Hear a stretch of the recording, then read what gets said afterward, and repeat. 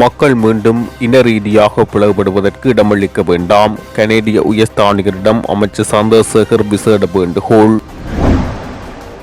764 மற்றும் 769 ஆகிய வழித்தட பேருந்து சேவையில் எந்த மாற்றமும் இல்லை. வடக்கு ஆளுநர். தமிழின அழைப்பு நினைவக நிர்மாணம் கால பெறுமதிமிக்க செயல். கனேடிய உயர்ஸ்தானிகருடனான சந்திப்பில் ஸ்ரீதரன் தெரிவிப்பு. வர்த்தமானி அறிவித்தலை வாபஸ் பெறுமாறு பிரதமருடனான இன்றைய சந்திப்பில் வலியுறுத்துவேன். கஜேந்திரகுமார் பொன்னம்பலம். மஹிந்த கோடபாய சகாக்களுடன் அனுர தரப்பு பேச்சுவார்த்தை. சபாநாயகர் எம்பிக்களுக்கு விடுத்துள்ள முக்கிய அறிவிப்பு. உலக வங்கி குழுவினர் யாழ் அரசாங்க அதிபருடன் கலந்துரையாடல். நினைவேந்தலை குழப்பிய இனவாதிகளுக்கு வழங்கப்பட்ட பதிலடி. கடற்தொழில் நீரியல் மற்றும் கடல் வளங்கள் அமைச்சர் ராமலிங்கம் சந்திரசேகர் மற்றும் இலங்கைக்கான கனேடிய உயர்ஸ்தானிகர் எரிக் வால்ஸ் ஆகியோருக்கு இடையில் நேற்று புதன்கிழமை கொழும்பு அமைச்சகத்தில் விசேட சந்திப்பு ஒன்று இடம்பெற்றது. அபிவிருத்தியில் பின்தங்கிய சமூகமாக வாழும் வடக்கு மக்களின் நிலை குறித்து இங்கு கருத்து தெரிவித்த அமைச்சர் ராமலிங்கம் சந்திரசேகர் 30 வருட கால யுத்தத்துக்கு பின்னரும் வடக்கு மக்கள் இன்னும் முறையான கவனம் செலுத்தப்படாமல் வாழ்ந்து கொண்டிருப்பதாக தெரிவித்தார். கடந்த கால அரசுகள் தமிழ் மக்களை பெரும்பாலும் புறக்கணித்ததாகவும் தற்போதைய தேசிய மக்கள் சக்தி அரசாங்கம் எந்த பாகுபாடுமின்றி அந்த மக்களின் வாழ்வாதாரத்தை மேம்படுத்த பாரிய அபிவிருத்தி திட்டங்களை அமுல்படுத்த உறுதி பூண்டுள்ளதாகவும் அவர் தெரிவித்தார். ஊழல், மோசடி மற்றும் இனவாதம் அற்ற ஒரு நாட்டை உருவாக்குவதே தேசிய மக்கள் சக்தி அரசாங்கத்தின் முக்கிய நோக்கம் என அமைச்சர் மீண்டும் வலியுறுத்தினார். நாட்டில் நல்லிணக்கத்தையும் ஒற்றுமையையும் கட்டியெழுப்ப அரசாங்கம் பெரும் முயற்சிகளை மேற்கொண்டு வருவதாக அமைச்சர் வலியுறுத்தினார். எந்த வடிவத்திலும் இனவாதத்துக்கு இடமளிக்கப்பட மாட்டாது என அவர் திட்டவட்டமாக தெரிவித்ததுடன் அரசாங்கத்தின் செயற்பாடுகளை குழப்ப மீண்டும் இனவாத பிரிவுகளை தூண்டிவிட உள்நாட்டிலும் வெளிநாட்டிலும் சில தீய சக்திகள் முயற்சிப்பதாக அவர் கவலை தெரிவித்தார். மக்களை மீண்டும் இன ரீதியாக பிளவுபடுத்த எந்த ஒரு செயற்பாடுகளும் இடமளிக்க வேண்டாம் என கனேடிய உயர்ஸ்தானிகளிடம் அவர் வேண்டுகோள் விடுத்துள்ளார். வடக்கில் உள்ள காணிகள் தொடர்பில் அரசாங்கத்தினால் வெளியிடப்பட்ட வர்த்தமானி அறிவித்தலை அடுத்து வெளிநாடுகளில் அல்லது தூர பிரதேசங்களில் வசிக்கும் காணி உரிமையாளர்களின் உரித்தை நிரூபிப்பதற்கான ஆவண தயாரிப்புகளை மேற்கொள்ள இருப்பதாக அறிவித்துள்ள இலங்கை தமிழரசு கட்சியின் பதில் செயலாளர் சிரேஷ்ட ஜனாதிபதி சட்டத்தரணி M.A. சுமந்திரன் இது குறித்த இலவச சட்ட ஆலோசனையை பெற்றுக்கொள்வதற்கு நிரப்ப வேண்டிய விவரங்களின் இணைப்பையும் அவர் வெளியிட்டுள்ளார். 764 மற்றும் 769 ஆகிய வழித்தடங்களில் பேருந்து சேவைகளை காங்கேசன்துறை ரயில் நிலையத்திலிருந்து ஆரம்பிக்க வேண்டும் என வடக்கு மாகாண ஆளுநர் செயலகத்தில் செவ்வாய்க்கிழமை எடுக்கப்பட்ட தீர்மானத்தில் எந்தவொரு மாற்றமும் இல்லை என வடக்கு மாகாண ஆளுநர் வேதநாயகன் தெரிவித்துள்ளார். இந்த தீர்மானத்துக்கு அமைவாக பேருந்து சேவையை ஒழுங்குபடுத்தி கண்காணிப்பதாக யாழ்ப்பாணம் மாவட்ட பிரதி போலீஸ் மா அதிபர் ஆளுநர் செயலக கூட்டத்தில் உறுதியளித்த நிலையில் அதனை செயற்படுத்துமாறு பிரதி போலீஸ் மா அதிபருக்கு தொலைபேசியூடாக ஆளுநர் அறிவுறுத்தியுள்ளார்.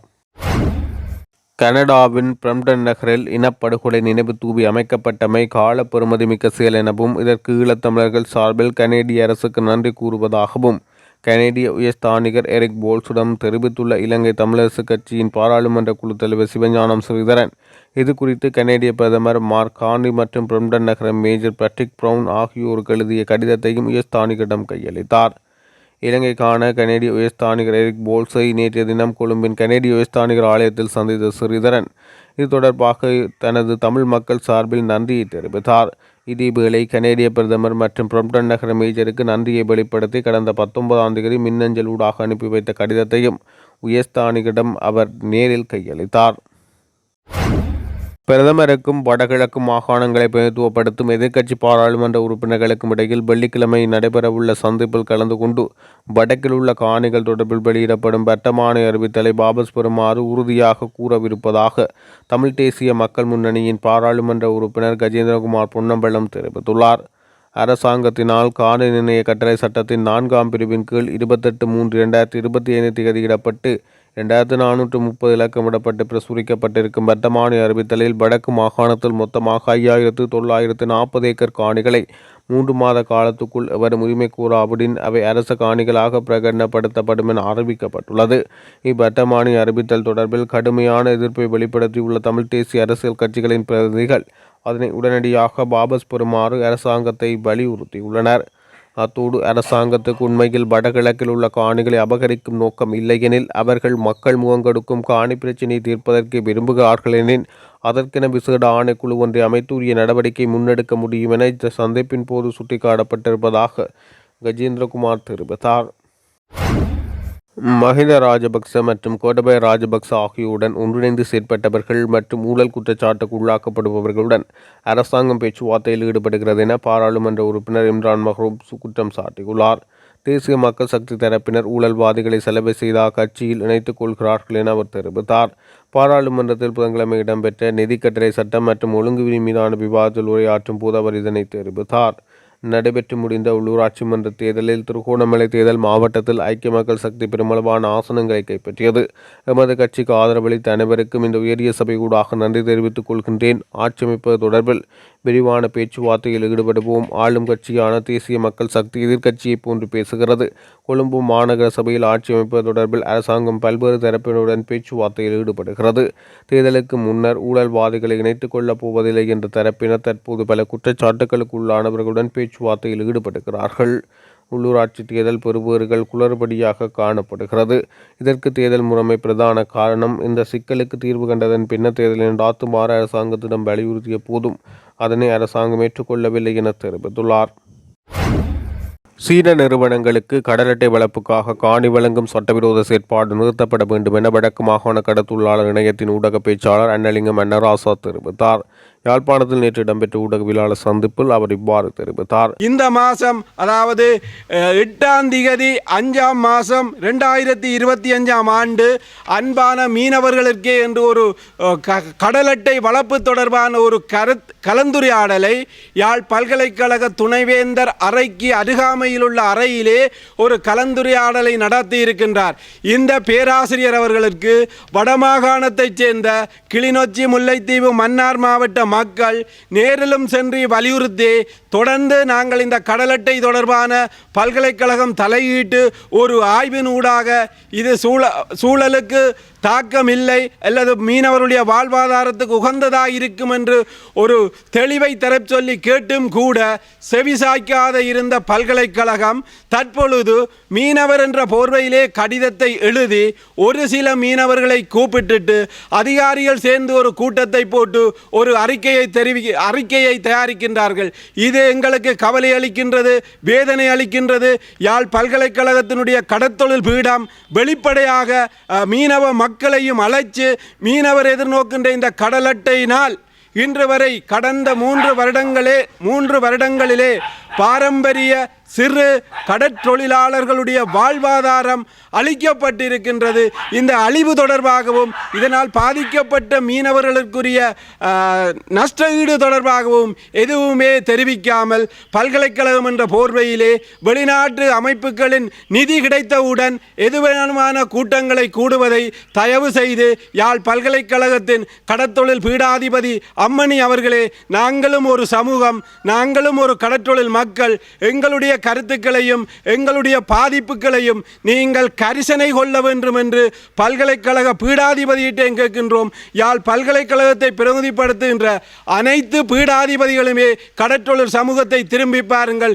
இதுபோன்று ஒரு சில மீனவர்களை அழைத்து அல்லது அதிகாரிகளை அழைத்து இந்த கடல் அட்டை பண்ணை கடந்த காலத்திலே இங்கே கலைந்து கொண்ட அத்தனை திணைக்களத்தின் அனுமதியோடும் குறிப்பாக நெக்டா நிறுவனம், நாரா நிறுவனம், பிரதேச செயலகங்கள், கரையோரம் பேணல் திணைக்களம், மத்திய சுற்றுச்சூழல் அதிகார சபை போன்ற திணைக்களங்களினால் தான் வடமாகாணத்திலே மன்னார் தொடக்கம் காரைநகர் வரையான ஆழம் குறைஞ்ச கடற்பகுதியிலே கடற்றொழிலாளர்களை கடல் அட்டை பண்ணையை போட்டு பாரம்பரிய சிறு கடற்றொழிலாளர்களை கருவறுத்து வருகின்றார்கள். அந்த கருவறுப்பை யாழ் பல்கலைக்கழகத்தினுடைய பீடாதிபதி, கடற்தொழில் பீடத்தினுடைய பீடாதிபதியும் செய்ய நினைக்கிறாரா என்ற ஐயமும் கேள்வியும் எங்களுக்கு எழும்பி இருக்கின்றது. ஏனென்று கேட்டால் அந்த கடிதத்தின் தலைப்பிலே போட்டிருக்கின்றார் அன்பான மீனவர்களுக்கு என்று. ஆனால் அன்பான மீனவர்கள் என்று பாரம்பரிய சிறு மீனவர் சார்பாக மன்னார் மாவட்டத்தில் இருந்து ஒரு மீனவ அமைப்பின் தலைவர் மட்டும் கலந்து கொண்டிருக்கின்றார்கள். ஏனைய 2 சீன கடல் அட்டை வளர்ப்பாளர்கள். ஆனால் இந்த பீடாதிபதிக்கும் இதிலே கலந்து கொண்ட திணைக்களங்களுக்கும் வடக்கு மாகாணத்திலே இந்த கடல் அட்டை வளைப்பு சரியான முறையில் நியாயமான முறையில் நடைபெறுகிறது என்ற கருத்து இந்த அத்தனை திணைக்கள தலைவர்களையும் நாங்கள் வேண்டிக் கொள்வது, நீங்கள் வெளிப்படையாக சொல்லுங்கோ, சட்டத்தின்படி சுற்றுநிறுவத்தின்படி தான் இந்த கடல் அட்டை வளர்ப்பு நடைபெறுகிறதா என்று. எனவே மீனவர்களை கருவறுத்து வெளிநாடுகளுக்கு எங்களுடைய கடலை தாரை வாய்ப்பதில் யாழ் பல்கலைக்கழகத்தின் கடற்தொழில் பீடாதிபதியும் தயாராகி விட்டாரா என்று எண்ண தோன்றுகின்றது வடமாகாண கடைத்தொழிலாளர்களுக்கு. அவாவால் அனுப்பப்பட்ட கடிதம் மீது கடிதத்தின் தலையங்கம் அன்பான மீனவர்களே, அன்பான மீனவர்கள் என்று ஒரே ஒரு மீனவ பிரதிநிதிதான் அதில் கலந்து கொண்டார். மன்னார் மாவட்டத்தை பிரதிப்படுத்தி கிளிநொச்சி யாழ்ப்பாணத்திலிருந்து எந்த பிரதிநிதிகளும் கலந்து கொள்ளவில்லை. இதுதானா பல்கலைக்கழகத்தினுடைய நடவடிக்கை? இந்த கடிதத்தை வச்சு இனி அறிக்கையை தயாரிப்பார்கள், நாங்கள் மீனவரை கூப்பிட்டு நாங்கள் கலந்துரையாடினார்கள் என்று அதிகாரிகள் எழுதுகிற அறிக்கையவா மீனவர் சமூகம் முன்கொண்டு போகிறது? எனவேதான் இந்த அறிக்கையையும் இதில் கலந்து கொண்ட அதிகாரிகளையும் மன்றாட்டமாக வடக்கு கடற்றொழிலாளர்களை கருவறுப்பதை நீங்கள் இத்தோடு நிறுத்த வேண்டும். யாழ் பல்கலைக்கழகத்தினுடைய பீடாதிபதி வெளிப்படையாக இந்த கடல் அட்டை தொடர்பான ஆய்வினை மேற்கொள்ள வேண்டும் என்ற எதிர்பார்ப்பு எங்களுக்கு இருக்கின்றது. பாராளுமன்றில் கேள்வி நேரத்தின் போது நிலையற் கட்டளை கடைபிடிக்குமாறு சபாநாயகர் ஜெகத் விக்ரமரத்ன அமைச்சர்களுக்கு வலியுறுத்தியுள்ளார். அத்தோடு நிலையியல் கட்டளை 27 தவறாக பயன்படுத்துவது குறித்து உறுதியான நடவடிக்கை எடுக்கப்படும் என அவர் வலியுறுத்தியுள்ளார். பாராளுமன்றத்தில் நேற்று அவர் இதனை தெரிவித்தார். எதிர்க்கட்சித் தலைவரும் புறக்கட்சித் தலைவர்களும் சமீபத்தில் எழுப்பிய கேள்விகளை வாய்மொழி கேள்விகளாகவோ அல்லது ஒத்திவைப்பு விவாதத்தின் போது இன்னொரு பொருத்தமாக முன்வைத்திருக்கலாம் என சபாநாயகர் சுட்டிக்காட்டியுள்ளார். பல கட்சி தலைவர்கள் தொடர்பில்லாத கேள்விகளை எழுப்புவதன் மூலம் நிலையியல் கட்டளைகளை மீறியுள்ளனர் எனவும் அவர் சுட்டிக்காட்டியுள்ளார். அத்தோடு நிலையியல் கட்டளை 27(2) கீழ் எழுப்பப்படும் அனைத்து கேள்விகளும் பாராளுமன்ற நடைமுறைக்கு கண்டிப்பாக இணங்க வேண்டும் என சபாநாயகர் வலியுறுத்தியுள்ளார். உலக வங்கி குழுவினர் யாழ்ப்பாணம் மாவட்ட அரசாங்க அதிபர் திரு மருதலிங்கம் பிரதீபனை சந்தித்து கலந்துரையாடினர். குறித்த கலந்துரையாடல் நேற்று அரசாங்க அதிபர் அலுவலகத்தில் இடம்பெற்றது. இந்த கலந்துரையாடல் அரசாங்க அதிபரால் பிரதானமாக சில விடயங்கள் முன்வைக்கப்பட்டன. விவசாயம், மீன்பிடி மற்றும் கைத்தொழில் போன்ற துறைகளில் தற்போதைய நிலவரங்களும் வாழ்வாதார துறைகளுக்கு தேவைப்பாடுகளும் உள்ளூர் உற்பத்திகளுக்கான ஏற்றுமதி சந்தை வாய்ப்புகள் தொடர்பாகவும் விளக்கம் அளித்தார். யாழ்ப்பாண மாவட்டத்துக்கான சுற்றுலாத்துறை அபிவிருத்தி தொடர்பில் விசேடமாக யாழ்ப்பாண கோட்டை மற்றும் பழைய கச்சேரியினை புனரமைத்து மரபுரிமை சுற்றுலா அபிவிருத்தியினை மேம்படுத்துவதற்கான அவசியத்தை எடுத்து கூறினார். பெண் தலைமைத்துவ குடும்பங்களுக்கான நிலையான வாழ்வாதார அபிவிருத்தி தொடர்பான கோரிக்கைகள் அரசாங்க அதிபரால் முன்வைக்கப்பட்டது. தெல்லிப்பளை காங்கேசன்துறையில் 351 ஏக்கரில் கைத்தொழில் வலயமாக பிரிக்கப்பட்ட பகுதியில் எதிர்கால முதலீடு மற்றும் அச்சுவேலி கைத்தொழில் பேட்டையான அபிவிருத்தி தொடர்பாகவும் அதற்கான தொழில் வாய்ப்புகளுக்கான தேவைப்பாடுகள் தொடர்பாகவும் விளக்கப்பட்டன. தனியார் துறைகளின் அபிவிருத்தி மூலம் இளைஞர் யுவதிகளுக்கான வேலைவாய்ப்புகளை வழங்க முடியும் எனவும் அதற்கான தனியார் துறைகளின் முதலீடுகளுக்கு தேவைப்பாடு மற்றும் வசதி வாய்ப்புகள் தொடர்பாகவும் அரசாங்க அதிபர் அவர்களால் விளக்கம் அளிக்கப்பட்டது.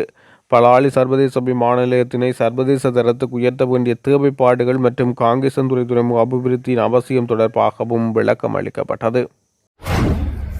இந்த நாட்டில் அதிகாரம் சிங்கள பேரினவாதத்தின் கையில் உள்ளது. எனவே அவர்களுக்கு எது நீதியோ, அவர்களுக்கு யார் தலைவனோ அவர்களை மட்டும்தான் கொண்டாட முடியும் என சமூக செயற்பாட்டாளர் ராஜ்குமார் ராஜீவ்காந்த் தெரிவித்தார்.